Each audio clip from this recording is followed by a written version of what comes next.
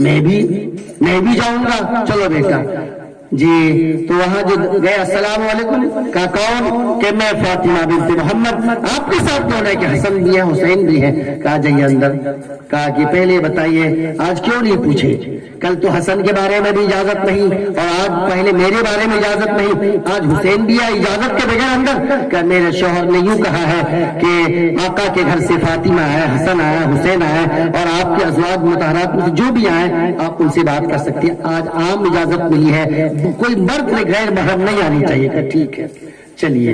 तो अंदर आप जाने चाह रही है जी। तो कह रहे कि बस अब मैं अंदर और आपसे गुफ्तगू नहीं करूंगी, वालेकुम अस्सलाम, मैं जा रही हूँ। कि नहीं 3 दिन से आ रहे हैं आप, पहले दिन आई, फिर दूसरे दिन आई, आज तो बैठिए थोड़ी देर के लिए, पानी वगैरह पीजिए। नहीं, मुझे मालूम हो गया कि मेरे अब्बा हजरत मोहम्मद सल्लल्लाहु अलैहि वसल्लम आपके बारे में जो जन्नत की बशारत दी है कि आप जन्नती है, घर जन्नती है, मैं समझ गई कि आप जन्नती क्यों है, मैं समझ गया। अब और कुछ गुफ्तगू नहीं करनी है, मैं जा रही हूँ। नहीं बैठो ना, नहीं मेरा मसला हल हो गया। तो हजरत फातिमा कहने लगी, अल्लाह की कसम जी, अब्बा मुझे बार बार कहते हैं कि बेटा बेटा देखो ये जन्नती औरत है, बेटा ये जन्नती औरत है। कहने लगी कैसे? कहा आप अपने शौहर के वफादार हैं, शौहर की इजाजत के बगैर कभी आप जी, शौहर की इजाजत के बगैर आप कोई काम नहीं करती हैं। बस यही वजह है कि आप जन्नत के हकदार हैं। क्योंकि मेरे आका ने फरमाया, अलमरअतु इज़ा सल्लत खम्सहा व सामत शहरहा व अहसनत फरजहा व अतात मालहा फदखलत जन्नह मिन अय्यि अबवाब शाअत औ कमा क़ाल रसूलुल्लाह सल्लल्लाहु तआला अलैहि वसल्लम। क्या फरमाया? जो औरत 5 वक्त नमाज का पाबंद हो जाए, नमाज पाबंदी से पढ़े और रमजान के महीने के पाबंदी से रोजा रखे और अपने हया और पर्दे की हिफाजत कर ले और अपने शौहर का इताअत गुजार बन जाए।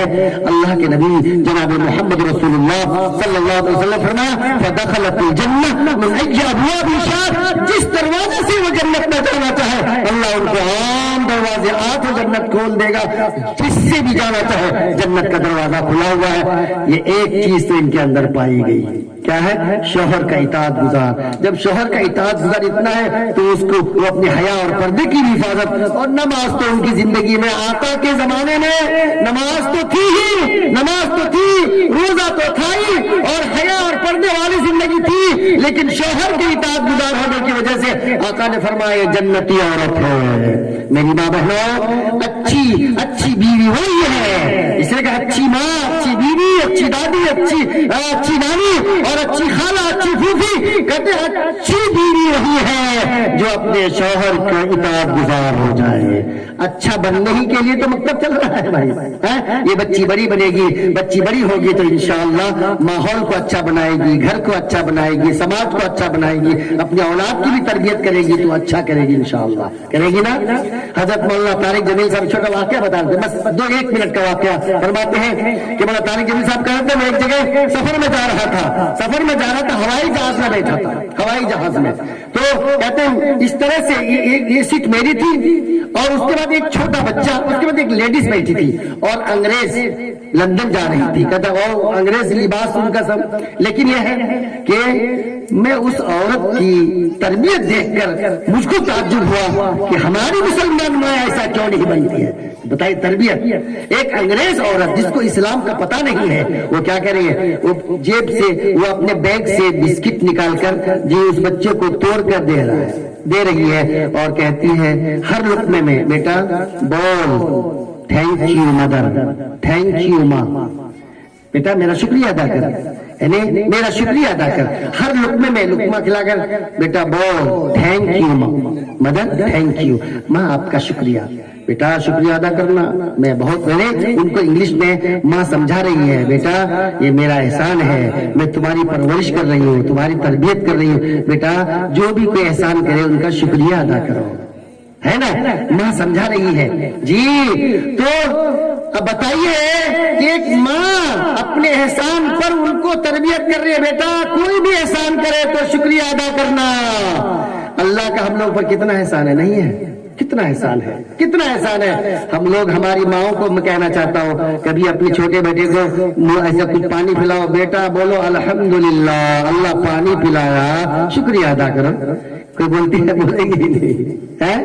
بیٹی بہت چھوٹا بچہ چھوٹی بچی ہے، ہماری ماں اللہ کا بہت بڑا احسان ہے، وہ پانی دیا، کھانا دیا، زندگی دیا، آنکھ دیا، ہاتھ دیا، پاؤں دیا.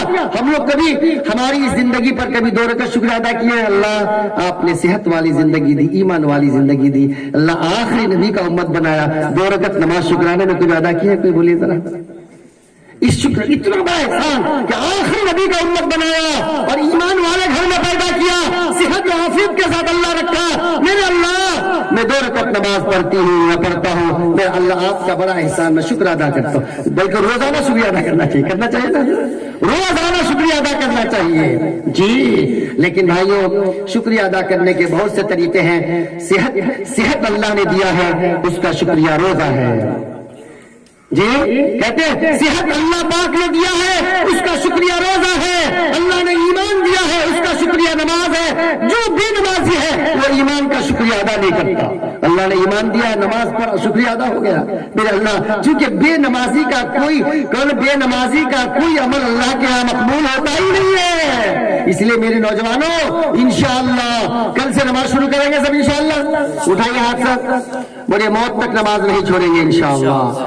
اللہ آج کی برکت سے، اللہ اس اصلاحی پروگرام کی برکت سے اللہ ہم سب کو، ہماری ماں بہنوں کو، اللہ ہمارے نوجوانوں کو، ہماری اولادوں کو اللہ سب کو نمازی بنا دے. اللہ سب کو نیک بنا دے. اس مکتب کی برکت سے ہمارا معاشرہ، ہمارا سماج نیک ہو جائے.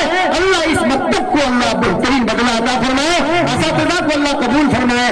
آپ تمام حضرات کی جو توجہ اور محبت و محنت ہے، ہماری ماں بہنوں کی جو محنت ہے، اللہ سب کو قبول فرمائے. اور جو انعامات آپ حضرات نے دیا ہے اللہ آپ حضرات کو سب کو اس کا بدلہ اللہ جنت میں اللہ سب کو انعام عطا فرمائے. اللہ کہنے سننے سے زیادہ اللہ ہم سب کو عمل کی توفیق عطا فرمائے. وآخر دعوانا الحمدللہ رب العالمین.